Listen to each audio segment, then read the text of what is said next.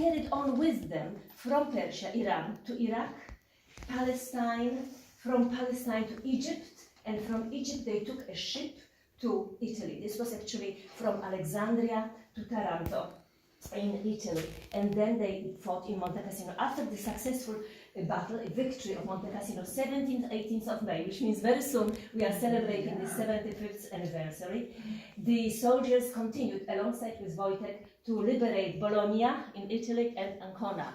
So not far from Bologna there is a small place called Imola. There is a monument to Wojtek, and actually ours, this one, will be 5 times larger, 2 meters, and it will actually be the 9th monument to Wojtek the Bear.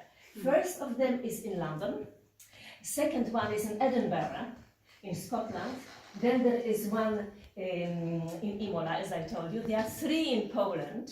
There is one in Żagań, there is one in Szymbark, and there is one in Kraków, a huge bear. But ours, as you can see, I think is quite cute, because what he says with his hand, stop to war, or give me 5.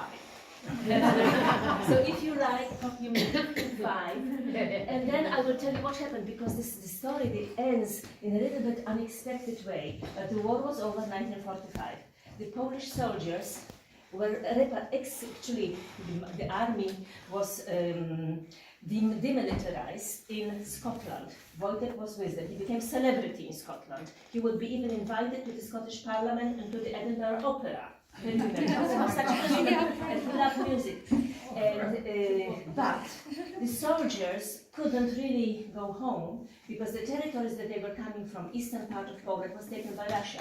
They lost their home. They didn't want to go back to Russia. They wanted to go back to Poland. There was no Poland where their homes had been before the war. So many of them stayed in England, but many went to Canada. Sir, why don't you sit now? You will be welcome. I had another 2 minutes, I think. So they went to Canada, they went to Australia, they went to New Zealand, they went to the United States. They couldn't take Wojtek with them. He would have 300 apples a day. Oh. He was about 7 feet tall, and he weighed 500 pounds. Who could have a pet like this at home, especially if they didn't have a home themselves? So the only choice was either to shoot him or to give him to a zoo. And one of the soldiers who's still alive, he lives in Scotland, he said if he was to kill Wojtek, the second bullet would need to be for himself. There's no way, because Wojtek was like their brother.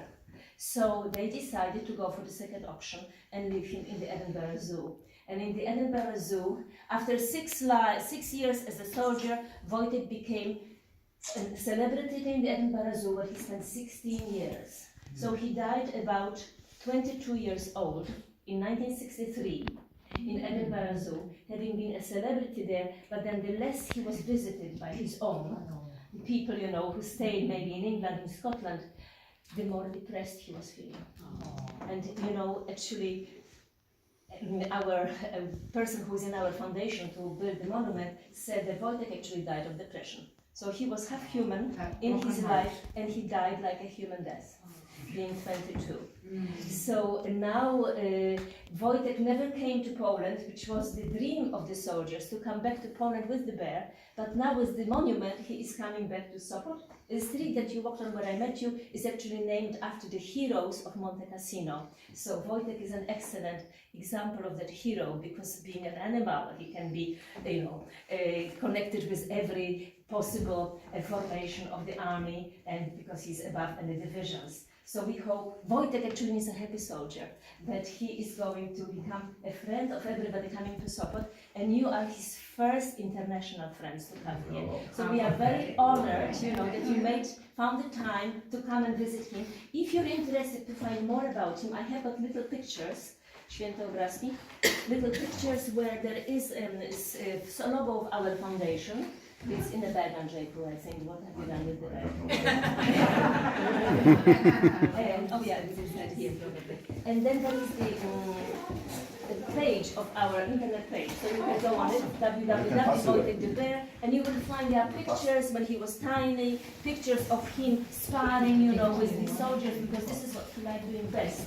Getting involved with the soldiers to fight with them. But there were mock fights, and they would always end the same way. The soldier would lie down, like this, you know, on the ground, the bear on top of him, licking the face of the soldier with his huge pink tongue, and never ever hurting anyone. So, you know, such a sweet animal who believed to be human and who became a soldier. And then in the Zoom, whenever Polish people came and he heard Polish language, he would wave and, you know, by the way, I've forgotten the most important thing. He drank beer and he smoked cigarettes. Yes, yeah, you can see this is the beer actually.